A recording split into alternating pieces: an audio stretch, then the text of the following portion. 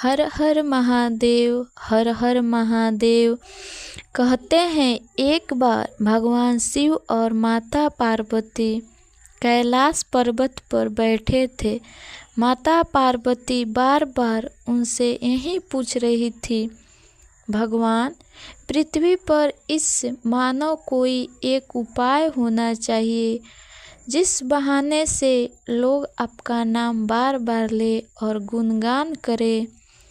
तब जाके शिव गुरु ने भैया हरेंद्र जी के रूप में अवतार लिए और उसे 3 सूत्र का ज्ञान दिए और उन्होंने भगवान से यही बोले, मैं पहले आजमाऊंगा, मुझ पे कृपा होगी तब जनता को बताऊंगा।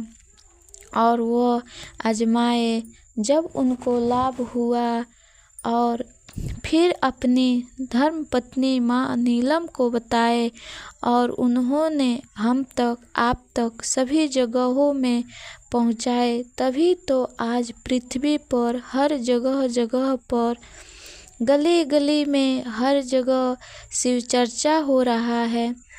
देखकर नारद जी को बहुत आश्चर्य हुआ और बोले, हे भगवान, हे महादेव, ये कौन सा नाम आ गया है, एक बार जाके मिलना। और वह गए, जा के पूछे, महादेव, पृथ्वी पर आपका ये कौन सा नाम लोग ले रहे हैं, शिव गुरु कर रहे हैं, ये क्या है।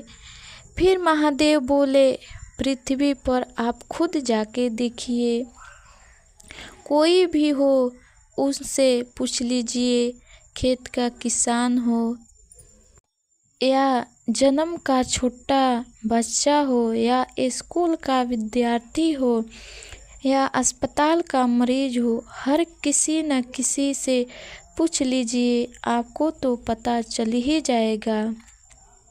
अब नारद जी नारायण नारायण करते धरती लोग पर उतरे और जैसे उतरे वहाँ पर देखे गेहूं का खेत में गए। वहाँ किसान था पर वह किसान को नहीं टोके। उन्होंने एक गेहूं का बाल को तोड़ लिए और बाल को तोड़कर लेकर चले गए महादेव को जी के पास और जाके बोले, महादेव, वहाँ पर मुझे कोई नहीं मिला, खेत था वहाँ से एक गेहूं का बाल तोड़कर लाया हूँ। महादेव जी ने बोले, इसे आप मिस दीजिए। और जब नारद जी गेहूं के बाल को मिसे तो उसमें से 12 दाना निकला। 12 दाना निकला। महादेव जी ने कहा, खेत का बाल तोड़े थे, क्या उस किसान से आपने पूछा था? नारद जी बोले, नहीं बाबा, मैं किसी से नहीं पूछा था। फिर बिना पूछे किसी को चीज़ छूने में गुनाह होता है। आपने बहुत बड़ा पाप किए हैं। आप अब जाइए और उस खेत का किसान जो भी है उसके घर 12 वर्ष नौकरी कीजिए, तब जाके उस दाने का भरपाई होगा।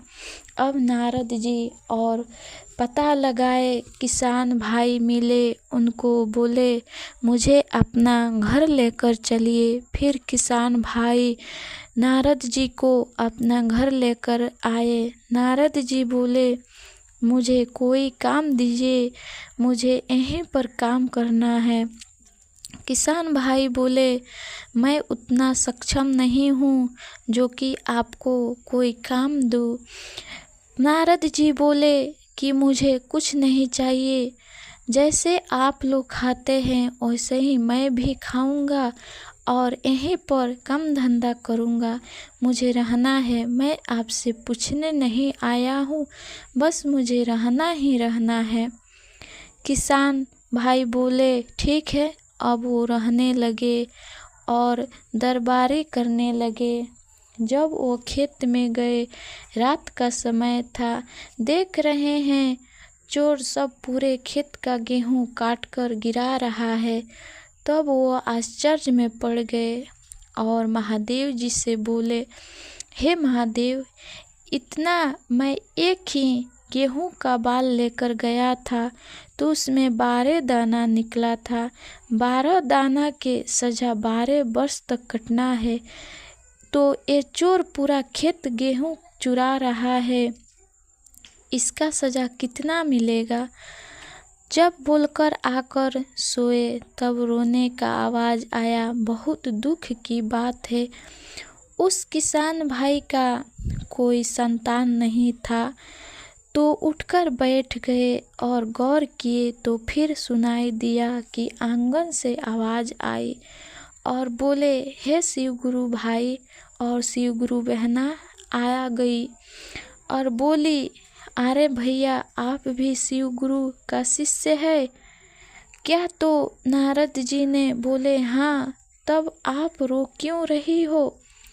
तो बोली शिव गुरु बहना ने, मेरे पास सब कुछ है, हमें कुछ कमी नहीं है, बस आज तक मुझे शिव गुरु ने कोई संतान नहीं दिए।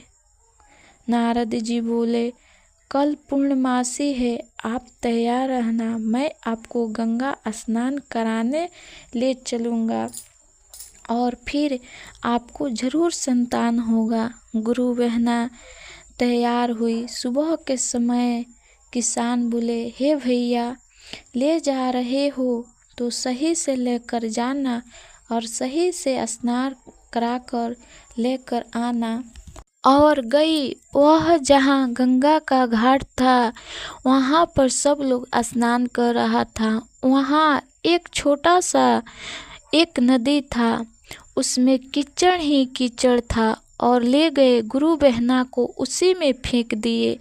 गुरु बहना गिर गई, उसके पूरा देह में कीचड़ लग गया और आई चिल्लाने लगी गुरु भैया पर। पता नहीं क्यों नारद जी को बोलने लगी, आ गया मेरे आंगन में, मुझे कीचड़ में फेंक दिया। वो नारद जी हंस रहे थे और उनको घर लेकर आए। गुरु बहना, आप में घर में स्नान कर लीजिए। शिव गुरु की कृपा से 1 साल के बाद उनके घर एक संतान हुआ। फिर नारद जी बोले, 12 साल पूरे हो गए हैं, अब कह रहे हैं भाई मुझे आपसे छुट्टी चाहिए।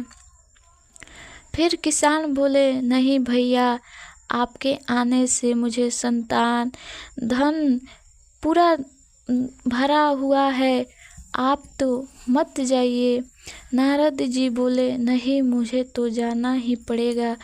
किसान बोले, आज तक आपने इसी तरह काम करते थे, लेकिन आज आपको पैसा दूंगा, जो चाहिए वो देंगे, लेकिन आप मत जाइए। उनको तो 12 बजे से पहले ही निकलना था। तो कहने लगे, हे शिव गुरु, जब तक आप प्रकट नहीं होंगे तब तक अपना महिमा नहीं दिखाइएगा, तब तक इस वचन से नहीं छूट पाएंगे। फिर शिव गुरु साक्षात प्रकट हुए। उस गुरु भैया और गुरु बहना से बोले, आपका इस पर कर्ज था, जो कि इसका कर्ज पूरा हो गया और आपको हर घर में अन्न धन से और संतान भी आपको हो गया, सब कुछ खुशहाल जीवन दे दिया। अब इनको मुक्ति दीजिए। दोनों गुरु भाई और गुरु बहना भगवान महादेव जी के चरणों में गिर गए। कहने लगे, हम तो अभागा है, आज इस नौकर की वजह से भगवान आपको चरणों में झुकने का मौका मिल रहा है। मैं तो अंधन हो गया, जैसे शिव गुरु मेरा घर बसाए और मेरी पत्नी को यानी मुझे संतान दिया था, अंधन से घर भर दिए, उसी तरह सभी गुरु भाई गुरु बहना को घर भरे और घर बसाए। हर हर महादेव, हर हर महादेव।